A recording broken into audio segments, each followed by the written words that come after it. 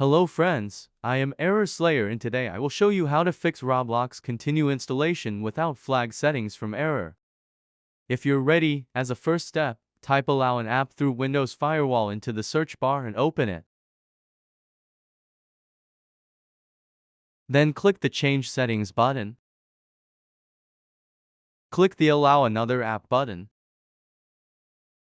Click Browse and select where your Roblox player is located. Mine is on the desktop, so I'll click there. Then right-click on Roblox player and select Open File Location. Once you click on Roblox player beta, then click the Open button.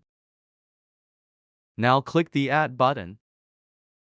Roblox player beta has been added to the list. Now, let's add Roblox player installer by repeating the same steps. Make sure all the boxes are checked in the files you've added to Allowed Apps list. Finally, click the OK button and let's move on to second method. In the second method, right-click on Roblox player and select Open File Location. Next, right-click on Roblox player beta and open Properties.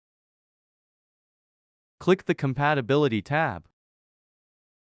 Then check the box that says Run this program as an administrator.